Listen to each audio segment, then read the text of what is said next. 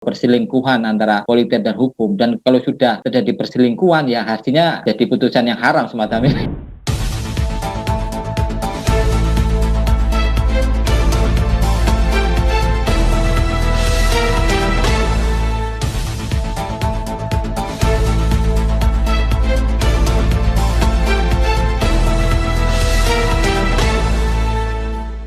Ada perselingkuhan politik dengan hukum. Ini kacamatanya kayak apa ini? Kita juga agak bingung ini. Oh, ternyata ada ya. Kirain yang selingkuh itu antara laki dan perempuan ya. Moga, Pak. Memang untuk melihat satu kasus memang harus dicermati secara komprehensif, tidak case by case ya. Kalau kita cermati kasusnya HRL itu saya kira tidak bisa dilihat dalam case yang saat ini saja.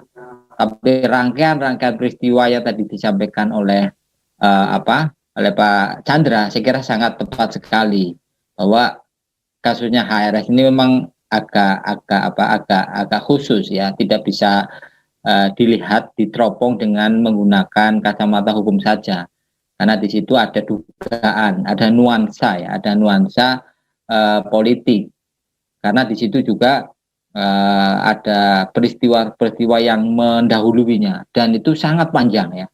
Mungkin bisa dikatakan sejak tahun 2017 ya. Sejak tahun 2017 ketika sebelum pilkada, ketika kasusnya Ahok dan sebagainya, rentetan semacam peristiwa berantai itu kemudian sampai kemudian sekarang semacam itu. Sehingga kalau melihat pasal-pasal yang ditunjukkan kepada publik oleh para penegak hukum dan para elit-elit negara, saya kira wajar kalau misalnya ada sebagian publik, sebagian masyarakat menilai memang ini ada nuansa-nuansa politiknya.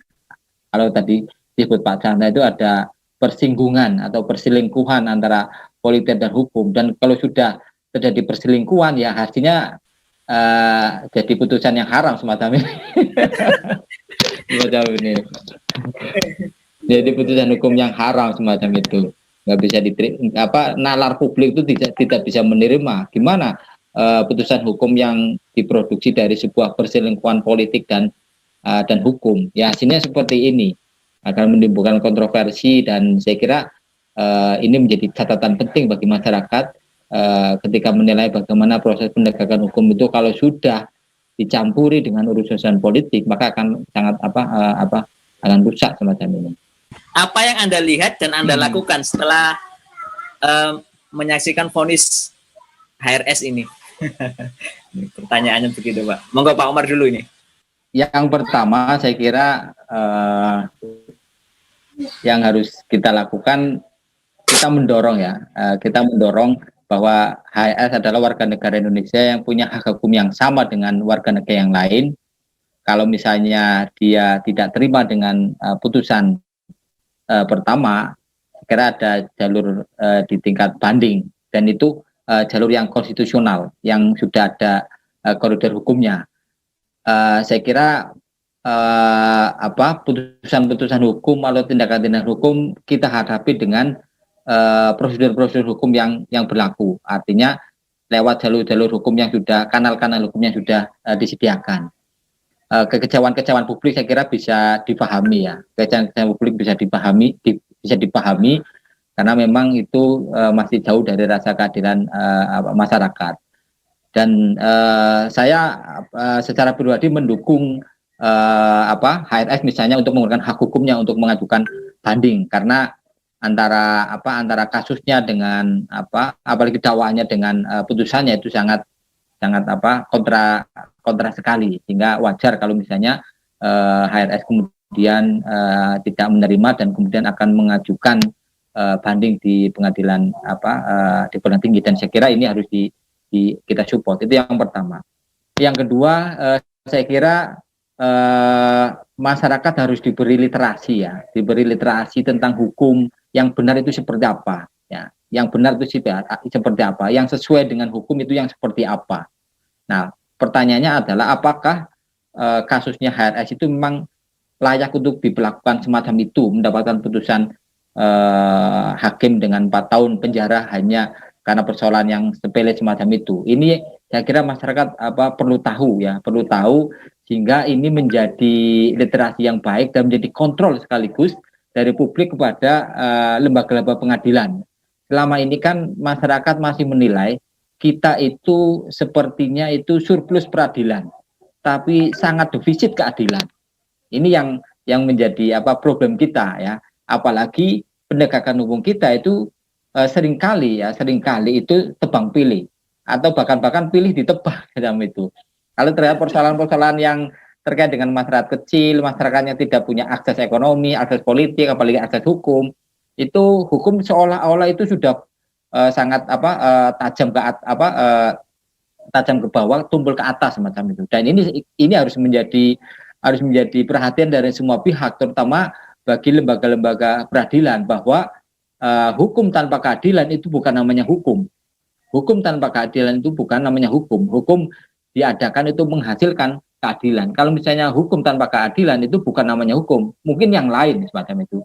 Ini yang mestinya harus kita dorong dan kita harus kampanyekan ke semua masyarakat, dan masyarakat mesti tahu bahwa perlu adanya literasi hukum yang baik, dan masalah persoalan-persoalan hukum yang sesuai dengan koridor hukum, sesuai dengan keadilan-keadilan masyarakat.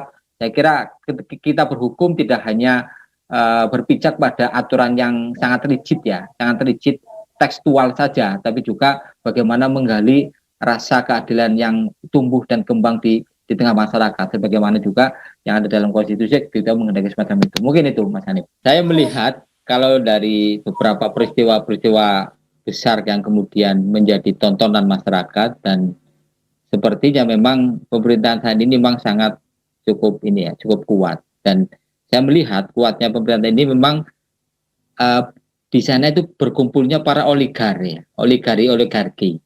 baik oligarki hukum, oligarki politik, oligarki ekonomi. Nah, jadi satu, sehingga komplit ya, sangat komplit, sehingga perlawanan yang ditunjukkan masyarakat kemudian sangat begitu mudah dipatahkan. Tapi yang jelas ini menjadi pelajaran bagi kita semua bahwa, dan sekaligus ini menjadi pikiran-pikiran bagi kita masyarakat secara umum dan umat Islam ke depan. Saya kira harus pertama adalah harus literasi politik, literasi hukum, literasi yang harus lebih ditingkatkan. Misalnya terkait dengan literasi politik. Nah, literasi politik mulai sekarang harus sudah bisa menentukan kalau persoalan semacam ini, maka di momen-momen politik, apakah itu di pilkada, apakah itu di pilgub, apakah itu di pemilu sekalipun, misalnya harus pinter-pinternya untuk memilih calon pemimpin. Karena kalau misalnya salah dalam memilih calon pemimpin, ya jadinya seperti ini, macam itu. Dan ini menjadi pelajaran sangat-sangat berharga bagi masyarakat ya, bagi masyarakat secara umum, dan khususnya bagi umat Islam. Umat Islam harus melek politik, melek hukum, dan melek ekonomi semacam itu. Dan kalau misalnya masyarakat merasa bahwa apa yang ditunjukkan oleh pemerintahan saat ini sangat mengecewakan, ya kita mungkin tidak bisa memberikan sanksi secara hukum ya kepada pemerintah. Tapi setidaknya masyarakat yang punya hak daulat politik, dia bisa menghukum, memberikan sanksi politik kepada pemerintahan yang ada. Melalui apa? Melalui jalur politik. Tadi sudah disebut tadi ya, ada jalur hukum dan jalur politiknya yang paling konstitusional lewat apa? Lewat pemilu. Kalau misalnya pemerintahan atau mungkin partai-partai yang selama ini berkoalisi dengan pemerintah itu merugikan masyarakat, ya sederhana saja, 2024 nggak usah dipilih lagi.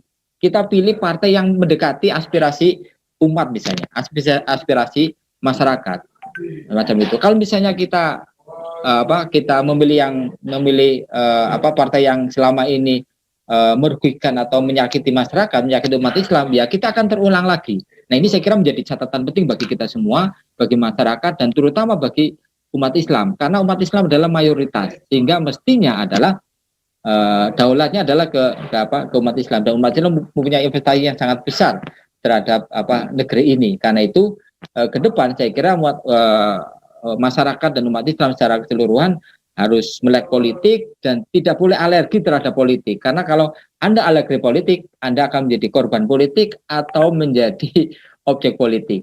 Dan itu saya kira kita tidak menginginkan semacam itu. Kita sebagai masyarakat, sebagai umat punya daulat politik yang penuh. Kita yang akan menentukan masa depan kita ke depannya. Mungkin itu Mas Hanif. Terima kasih.